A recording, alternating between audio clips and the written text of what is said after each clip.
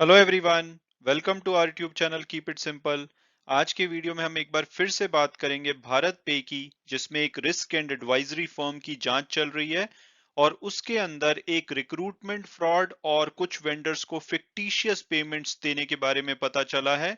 इसके चलते शायद जो इनके को फाउंडर हैं अशनीर ग्रोवर जी, उनको फायर भी किया जा सकता है। तो इस टॉपिक को हम इस वीडियो में डिटेल में डिस्कस करेंगे। और आगे बढ़ने से पहले अगर आपने अभी तक चैनल को सब्सक्राइब नहीं किया है तो प्लीज सब्सक्राइब करके हमें मोटिवेट कीजिए। भारत पे और अशनीर ग्रोवर की स्टोरी बिल्कुल किसी वेब सीरीज की तरह चल रही है। ऐसा लगता है कि इसमें काफी सारे सीजन्स रिलीज होंगे, तो अगर आपको इसमें पहला सीजन देखना है जिसमें कि कोटक महिंद्रा बैंक और अशनीर ग्रोवर के बीच में जो विवाद से ये कहानी शुरू हुई थी, तो आप ये वाला वीडियो मेरा देख सकते हैं। और इसके बाद दूसरे सीजन में पता लगा था कि अशनीर ग्रोवर और उनकी वाइफ माधुरी ग्रोवर को कंपनी के बोर्ड ने छुट्टी पे भेज दिया है। तो ये दो सीजन ऑलरेडी मेरे चैनल पे अवेलेबल है, अगर आप देखना चाहें। तो आज का जो डिस्कशन है वो थर्ड सीजन है। और आई एम श्योर कि जितनी ज्यादा ट्विस्ट इस स्टोरी में आ रहे हैं, तो आने वाले टाइम में और भी सीजन इसके रिलीज होंगे। तो सबसे पहले अगर हम क्विकली समराइज करें कि सीजन 1 और 2 में क्या हुआ था, इनकेस वो आपने मिस किया है। तो ये कहानी शुरू हुई थी 5 जनवरी को, जबकि एक अननोन ट्विटर यूजर ने एक फोन कन्वर्सेशन को अपने ट्विटर अकाउंट पे लीक किया था, जो कि थी अशनीर ग्रोवर और एक कोटक महिंद्रा बैंक के एम्प्लॉय के बीच में। इस कन्वर्सेशन में साफ लग रहा था कि जो अशनीर ग्रोवर हैं वो काफी गुस्से में थे और ये कोटक महिंद्रा बैंक के एम्प्लॉय को गालियां दे रहे थे, उनको धमका रहे थे। ये किसी नायका के आईपीओ को लेकर के बहुत ज्यादा अपसेट लग रहे थे। हालांकि 6 जनवरी को इन्होंने क्लेम किया था कि जो ये फोन कन्वर्सेशन लीक की गई है वो फेक है। इन्होंने ये वाला ट्वीट किया था कि folks chill, it's a fake audio by some scamster trying to extort fund. इन्होंने कहा था कि कोई स्कैमस्टर है, इनसे पैसे उगलवाने की कोशिश कर रहा है। लेकिन 7 जनवरी को जब मीडिया में बहुत बात फैलने लगी, तो इन्होंने ये ट्वीट डिलीट कर दिया। और जब मीडिया ने इनसे पूछा कि भाई ट्वीट क्यों डिलीट किया है, तो इन्होंने कहा क्योंकि ओरिजिनल जो फोन कन्वर्सेशन है वो भी डिलीट की जा चुकी है, तो अब इस ट्वीट की सेंस नहीं बनती। लेकिन मीडिया ने जब इसकी स्क्रूटनी की तो पाया कि ये इस फोन कन्वर्सेशन से ज्यादा बड़ी बात है। तो उनको पता लगा कि अक्टूबर में जो अशनीर ग्रोवर हैं और उनकी वाइफ ने कोटक महिंद्रा बैंक से 500 करोड़ रुपए की फाइनेंसिंग मांगी थी, ताकि ये नायका के आईपीओ में अप्लाई कर सकें। और आपको शायद याद होगा कि नायका का जो आईपीओ आया था तो वो बहुत ही ज्यादा ब्लॉकबस्टर हुआ था। लेकिन कोटक महिंद्रा बैंक ने लास्ट मिनट पे इनकी जो रिक्वेस्ट थी फंडिंग की, उसको रिजेक्ट कर दिया था। इसकी वजह से अशनीर ग्रोवर को काफी नुकसान हुआ था। और उन्होंने इवन उदय कोटक, जो कि head of Kotak Mahindra bank है, उनसे डैमेजेस भी मांगे थे। लेकिन कोटक महिंद्रा बैंक ने ये बोला था कि भाई हमारी मर्जी है कि हम किसको लोन दे ना लें, क्योंकि ये जो रिक्वेस्ट की गई थी इसके ऊपर हाई लैंडिंग रेट्स बन के आ रही थी, इसलिए हमने ये रिजेक्ट कर दिया। इसके बाद कोटक महिंद्रा बैंक ने ये भी बोला था कि भाई इन्होंने हमारे एम्प्लॉय के साथ बहुत ही अभद्र भाषा का यूज किया है, उनको धमकाया है, तो हम इसके लिए एक अप्रोप्रिएट लीगल एक्शन लेंगे। तो ये बात बहुत ही छोटी लग रही थी, थोड़ा सा ऐसा लग रहा था कि इन्होंने गुस्से में कुछ ज्यादा ही बोल दिया है। लेकिन इसके बाद जो भारत पे के इन्वेस्टर हैं उन्होंने वो एक्शन में आए और उन्होंने अशनीर ग्रोवर को 3 महीने के लिए छुट्टी पे भेज दिया। इसके अलावा बाद में इनकी वाइफ जो कंपनी के पद पे थी, उनको भी कुछ टाइम के लिए छुट्टियों पे भेज दिया गया। और उसके बाद उन्होंने जो इन्वेस्टर हैं और बोर्ड है जो भारत पे का, उन्होंने एक रिस्क एडवाइजरी फर्म अल्वारेज और मार्शल को अपॉइंट किया, ताकि ये गवर्नेंस पॉलिसीज को जो कंपनी में है उसको अच्छे से उनकी जांच कर सके और बोर्ड को रेकमेंड कर सके अगर उसमें भी कोई भी प्रॉब्लम्स हैं। इसके बाद अभी पता लगा है कि इन्होंने पीडब्ल्यूसी को भी हायर किया है कुछ अन्य पर्पस के लिए। और अब अगर बात की जाए इस मामले में लेटेस्ट अपडेट की, तो जो रिस्क एडवाइजरी फर्म है अल्वारेज एंड मार्शल, उन्होंने 24 जनवरी डेट की एक रिपोर्ट सबमिट की है भारत पे के बोर्ड को। और इसमें उन्होंने कहा है कि ये उनकी प्रिलिमिनरी रिपोर्ट है और इसमें कुछ इनकंसिस्टेंसीज उन्होंने हाईलाइट की हैं रिक्रूटमेंट और फेक इनवॉइसेस को लेकर के, जिसमें कि अशनीर ग्रोवर, उनकी वाइफ माधुरी जैन और माधुरी जैन के ब्रदर श्वेतांग जैन की इन्वॉल्वमेंट दिखती है। जो माधुरी जैन है वो अभी छुट्टियों पे जाने से पहले पिछले वीक जब उनको बोर्ड ने छुट्टियों पे भेजा था, उससे पहले वो कंट्रोल को हेड कर रही थी कंपनी के। और उनकी जो इन्वॉल्वमेंट है दोनों ही फ्रॉड में पाई गई है। मिंट ने 30 जनवरी को रिपोर्ट किया था कि बोर्ड ने डिसाइड कर लिया है कि वो जो अशनीर ग्रोवर है उनको कंपनी से निकाल देंगे, और इन्होंने उसके लिए कॉम्प्रहेंसिव रिपोर्ट भी बना दी है। और जो एलिगेशन लगाए गए हैं जो इस रिपोर्ट के बेसिस पे, वो दो टाइप के एलिगेशन है प्राइमरली। एक तो है रिक्रूटमेंट में इरेगुलरिटीज पाई गई हैं, और दूसरा कुछ पेमेंट की गई है नॉन एग्जिस्टेंट वेंडर को। जो माधुरी ग्रोवर है, वो जैसे मैंने बताया कि वो हेड ऑफ कंट्रोल थी भारत पे की सिंस इनकॉर्पोरेशन, और इसके अलावा उन्होंने प्रोक्योरमेंट और एडमिन डिपार्टमेंट को भी लीड किया था। और अब अगर बात की जाए कंपनी में पाए गए पहले फ्रॉड यानी कि जो रिक्रूटमेंट में इरेगुलरिटीज मिली हैं उसके बारे में, तो भारत पे कुछ एचआर कंसल्टेंट्स को एम्प्लॉयज हायर करने के लिए रिक्रूटमेंट फी पे कर रहा था। ये बिल्कुल ही लेजिटिमेट पेमेंट्स हैं, लेकिन जब इसकी इन्वेस्टिगेशन की गई तो पाया गया कि हाँ, एम्प्लॉयज तो हायर किए गए हैं, लेकिन उसके लिए जो पेमेंट्स की गई हैं कुछ स्टाफिंग कंपनीज को, उनका उन एम्प्लॉयज की हायरिंग से कोई भी रिलेशन नहीं है। इसके अलावा उनके आपस में लिंक पाए गए हैं, और उन स्टाफिंग कंपनीज के माधुरी ग्रोवर से भी लिंकिंग पाई गई है।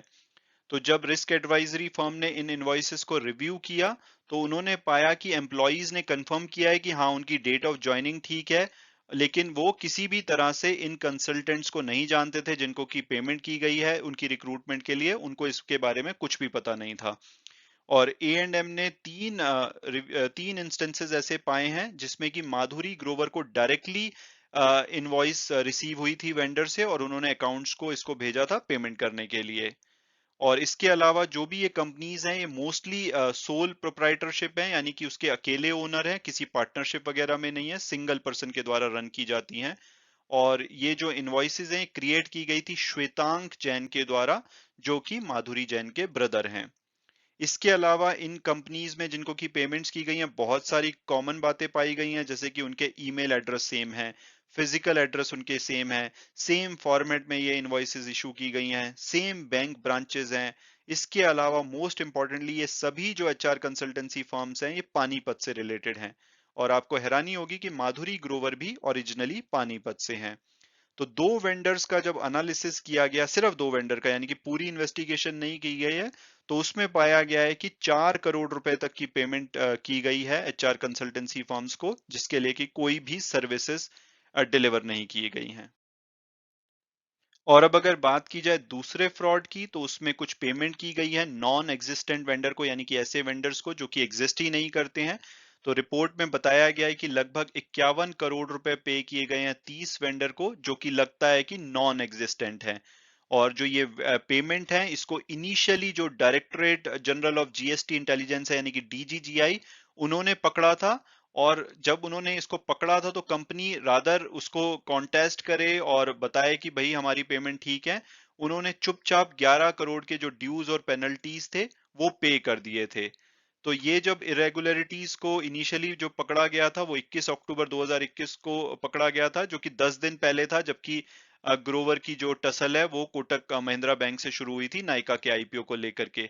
तो इसमें डीजीजीआई ने जब इसको इन्वेस्टिगेट किया तो उन्होंने इसमें टैक्स इवेजन पाया था, और उन्होंने कंपनी के ऑफिशियल को समन किया था 1 नवंबर को।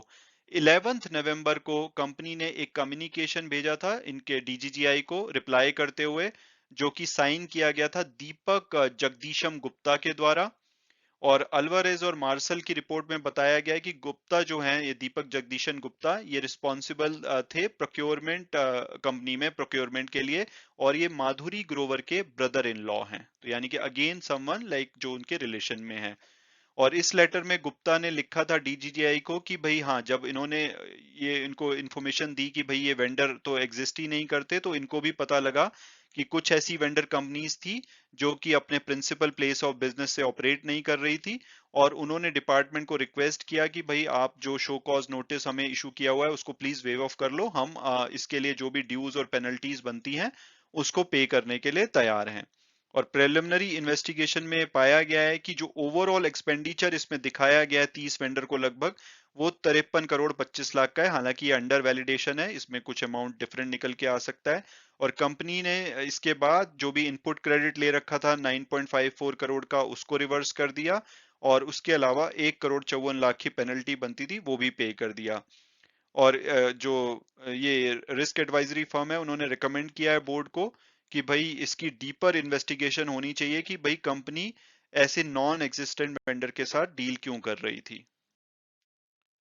और अब अगर बात की जाए कि भाई अशनीर ग्रोवर का क्या कहना है इस बारे में, तो उन्होंने मनी कंट्रोल को एक बहुत लंबा इंटरव्यू दिया है और उसमें लिटरली उन्होंने सभी आरोपों को खारिज किया है। उन्होंने कहा है कि ना तो वो जो ऑडियो क्लिप है वो उनकी है, उसके बाद ना तो उनके कोई उदय कोटक के साथ कोई प्रॉब्लम रही है। उन्होंने कहा एक रेगुलर बिजनेस का वो केस था जिसकी वजह से उन्होंने एक सर्विसेज मांगी थी, उनको मना कर दिया गया तो वो मूव ऑन हो गए। तो उन्होंने इसको भी इसके लिए भी इनकार किया। इसके अलावा उन्होंने बोला है कि कभी भी उन्होंने कोई अभद्र भाषा का यूज नहीं किया, उनकी कंपनी कोई भी फ्रॉडुलेंट प्रैक्टिसेस में इन्वॉल्व नहीं है, और इन्होंने ये भी बोला है कि कोई कल्चरल इशू नहीं है भारत पे में, जिसकी वजह से बताया जा रहा है कि बहुत सारे सीनियर एम्प्लॉइज हाल फिलहाल में छोड़ के गए हैं। तो उनसे जब पूछा गया कि भाई फिर आप छुट्टियों पे क्यों गए, तो उन्होंने कहा कि बोर्ड ने उनको प्रेशराइज किया था ताकि वो छुट्टियों पे जाएं। इसके अलावा उन्होंने कहा है कि वो 3 सेपरेट लॉ फर्म से कंसल्ट कर रहे हैं, इन्वेस्टर से वो फाइट करेंगे, या तो उनको वापस लिया जाए भारत पे के बोर्ड में और उसको हेड बनाया जाए उसका, या उनको 4,000 करोड़ रुपए दिए जाएं ताकि वो मूव ऑन करें। और उन्होंने जो करंट सीईओ हैं सुहेल समीर, उनके बारे में जब पूछा गया तो उन्होंने कहा कि वो उनको सपोर्ट नहीं करते हैं और उनके हिसाब से वो इन्वेस्टर की कठपुतली की तरह काम कर रहे हैं। इसके अलावा अगर बात की जाए कुछ और डेवलपमेंट्स की, तो जो कंपनी के स्टेट्यूटरी ऑडिटर हैं डेलॉइट, उनसे भी क्वेश्चनिंग करी जाने की उम्मीद है, क्योंकि उनसे पूछा जाएगा कि भाई आपने जो फाइनेंशियल इरेगुलरिटीज अभी पाई गई हैं वो आपके ऑडिट में क्यों नहीं पकड़ी गई हैं। जब Deloitte as a statutory auditor deal कर रहा था तो वो इंटरेक्ट कर रहे थे हरसिमरन कौर के साथ, जो कि कंपनी की फाइनेंशियल कंट्रोलर हैं।